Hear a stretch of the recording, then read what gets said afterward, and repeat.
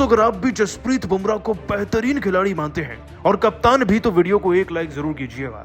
दोस्तों भारत का पहला कप्तान बनकर पर्थ में जीतने के बाद रो पड़े जसप्रीत बुमराह और उसके बाद मैन ऑफ द मैच का अवार्ड जानते हैं किसे दिया? रोहित कोहली जायसवाल को। उसके बाद जो कहा उसे सुनकर आप भी उन्हें सलाम करेंगे। आज उनके पूरे भावुक बयान का वीडियो आपको दिखाएंगे, लेकिन उससे पहले बुमराह रोहित में बेहतर टेस्ट कप्तान कौन है नीचे कमेंट कीजिएगा। दोस्तों पर्थ के मैदान में इतिहास रचते हुए चौथे दिन के खेल में ही भारत ने पहले टेस्ट मैच को जीतकर ऐसा परचम लहराया जो सालों से इस मैदान पर नहीं लहराया गया था।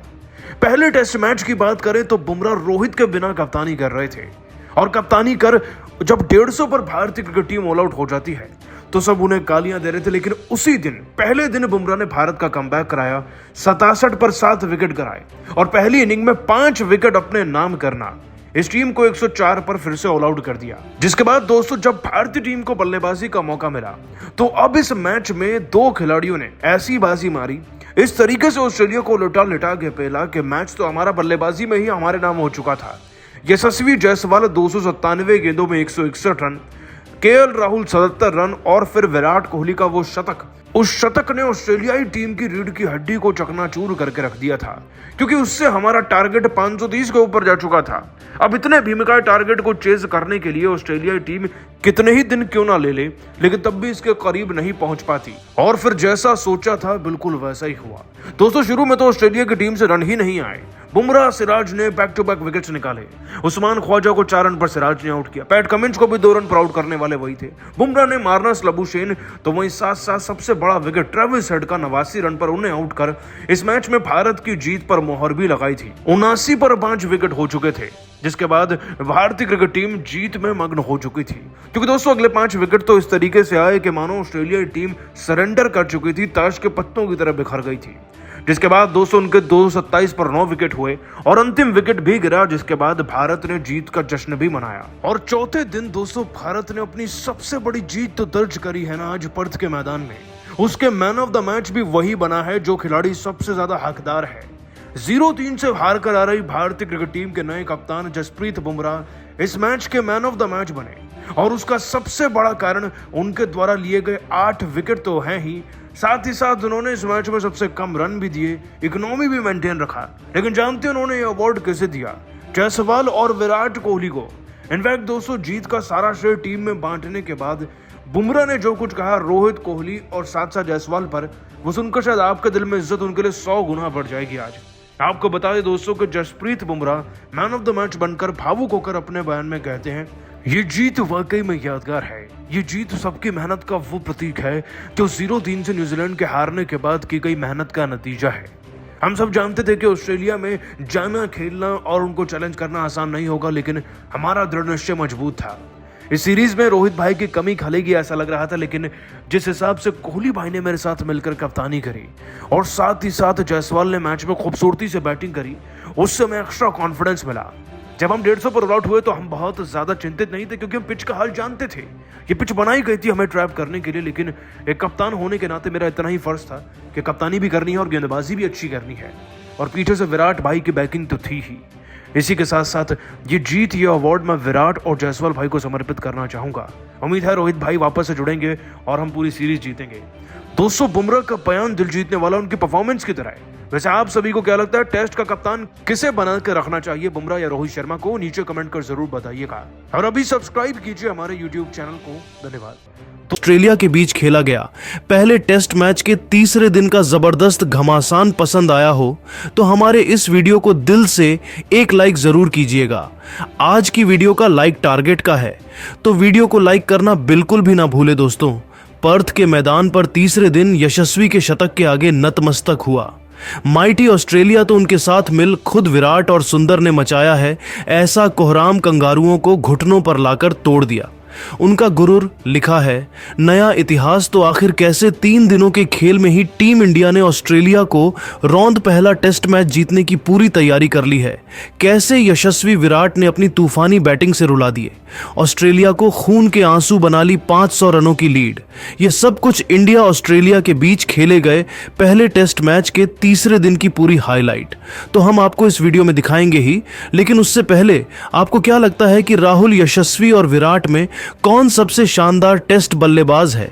अपनी कीमती राय नीचे कमेंट करके जरूर बताइए। दोस्तों, पर्थ के मैदान पर 3 दिनों के खेल में ही टीम इंडिया ने ऑस्ट्रेलिया की हालत खराब करके रख दी है। जहां पहले दिन टीम इंडिया 150 पर ऑल आउट हुई, तो जवाब में भारतीय गेंदबाजों ने पूरी की पूरी ऑस्ट्रेलिया को केवल 104 रनों पर समेट दिया और पहली पारी खत्म होने तक 46 रनों की लीड भी बना ली थी। ऐसे में दूसरे दिन केएल राहुल और यशस्वी जायसवाल ने तो अपने बल्लेबाजी से ऐसा धमाल मचाया कि पहले दिन का खेल खत्म होने तक उन्होंने ऑस्ट्रेलिया को एक भी सफलता हासिल नहीं होने दी। उन्हें विकेटों के लिए तरसा लिया। ओवर में 162 रनों की दमदार ओपनिंग पार्टनरशिप बनाकर उन्होंने टीम इंडिया को 218 रनों की लीड दूसरे दिन का खेल खत्म होने तक भी दिलवा दी। जहां यशस्वी ने 90 रन ठोक डाले तो राहुल ने 62 का योगदान दिया। जहां अब इन दोनों बल्लेबाजों के पास बारी बारी अपना शतक पूरा कर इतिहास लिखने का सुनहरा मौका था। ऐसे में दोस्तों, जब तीसरे दिन सूरज की पहली किरण के साथ यह महामुकाबला शुरू हुआ, तब यशस्वी और राहुल अपनी अपनी सेंचुरी पूरी करने के इरादे से मैदान में उतरे थे और आते ही इन दोनों ने सीधा गेंदबाजों पर हमला बोल दिया। जहां पहले ओवर में तो जोश हेजलवुड को इन दोनों ने थोड़ा सम्मान दिया। दिन की पहली ही गेंद पर यशस्वी ने सिंगल लेकर भारतीय पारी को आगे बढ़ाया, तो अगला ही ओवर लेकर आए मिचेल स्टार्क का स्वागत केएल राहुल ने कवर के क्षेत्र में गोली की तरह करार चौका लगाकर किया और अपने खतरनाक इरादों से ऑस्ट्रेलिया से रूबरू करवा दिया था कि आज दोबारा वह ऑस्ट्रेलियाई गेंदबाजों को दिन में तारे दिखाने के लिए मैदान में उतरे हैं। तो चौथी गेंद पर यशस्वी ने इस बार मिड विकेट के बीच से चौका लगाया और इस दिग्गज गेंदबाज के पसीने छुड़ा दिए। 60 ओवर में टीम इंडिया 189 रनों तक पहुंच चुकी थी। उनके बीच की पार्टनरशिप लंबी और लंबी होती जा रही थी। ऑस्ट्रेलिया के खेमे में हड़कंप मचा हुआ था। ऑस्ट्रेलियाई फैंस की आंखों में आंसू थे। ऑस्ट्रेलियाई टीम को समझ नहीं आ रहा था कि कैसे इन दोनों बल्लेबाजों को रोका जाए, क्योंकि टीम इंडिया बहुत ज्यादा मजबूत स्थिति में आ चुकी थी। और फिर वह मोमेंट भी जल्द आया जिसका सबको बेसब्री से इंतजार था, जहां गेंद लेकर आए हेजलवुड की बाउंसर पर तूफानी छक्का उड़ाकर यशस्वी जायसवाल ने शान से ऑस्ट्रेलिया की धरती पर अपना पहला तूफानी शतक केवल 205 गेंद में पूरा किया। इस दरमियान उनके बल्ले से 8 चौके और 3 खतरनाक छक्के भी देखने को मिले। जहां उनकी इस उपलब्धि पर तो पूरा स्टेडियम खड़े होकर उनके सम्मान में तालियां बजा रहा था। आखिर हो भी क्यों नहीं। यशस्वी ने 22 साल की उम्र में ऑस्ट्रेलिया में शतक जड़कर वह करिश्मा कर दिखाया जो कोई सोच भी नहीं सकता था। उसके बाद भी वह कहां रुकने वाले थे। केवल 62.5 ओवर में इन दोनों ने मिलकर टीम इंडिया को 201 रनों तक पहुंचाया और 200 रनों की रिकॉर्ड तोड़ ओपनिंग पार्टनरशिप को अंजाम देकर ऑस्ट्रेलियाई गेंदबाजों की हालत बिगाड़कर रख दी थी। लेकिन दोस्तों, तभी ओवर की अंतिम गेंद पर मिचेल स्टार्क ने केएल राहुल को अपने जाल में फंसा लिया। जी हां, स्टार्क की गेंद राहुल के बल्ले का बाहरी किनारा लेकर सीधा विकेटकीपर एलेक्स कैरी के दस्तानों में गई और टीम इंडिया की यह महान ओपनिंग पार्टनरशिप का आखिरकार अंत हो चुका था, जहां राहुल 5 बेहतरीन चौकों की बदौलत 57 रनों की एक खूबसूरत पारी खेलकर पवेलियन लौट गए। अब जाकर ऑस्ट्रेलिया ने थोड़ी राहत की सांस ली। उनके आउट होने के बाद मैदान में देवदत्त पड्डिकल आए थे। परी यशस्वी को रोक पाना अभी भी उनके गेंदबाजों की बस की बात नहीं हो पा रही थी। 65वें ओवर में एक बार फिर मिचेल स्टार्क की पहली ही गेंद को यशस्वी ने दनदनाते चौके के लिए मारकर रॉकेट की रफ्तार से टीम इंडिया को आगे बढ़ाना शुरू कर दिया था। मैच में अभी भी टीम इंडिया बहुत आगे थी। पड्डिकल ने भी आते ही चौकों की झड़ी लगनी शुरू कर दी और ऐसी बेधड़क बल्लेबाजी इन दोनों ने दिखाई कि 80 ओवर में ही टीम इंडिया को 250 रनों के पार पहुंचा दिया। एक बार फिर टीम इंडिया ने ऑस्ट्रेलिया के होश उड़ा दिए थे। मैच में वापसी का सपना सजा चुकी ऑस्ट्रेलिया की हालत बद से बदतर हो चुकी थी। अब तो यह दोनों केवल ऑस्ट्रेलिया से खिलवाड़ कर रहे थे। 81वें ओवर में पड्डिकल ने हेजलवुड को लगातार 2 चौके मारकर ऑस्ट्रेलिया को 263 रनों तक पहुंचा दिया।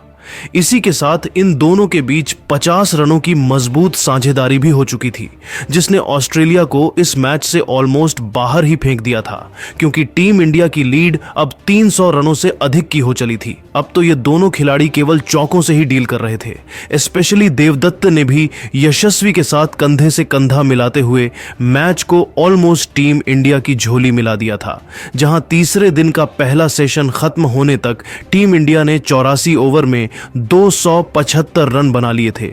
यशस्वी 141 तो देवदत्त 25 रन बनाकर नाबाद थे और टीम इंडिया की लीड इस मैच में 321 रनों की हो चुकी थी।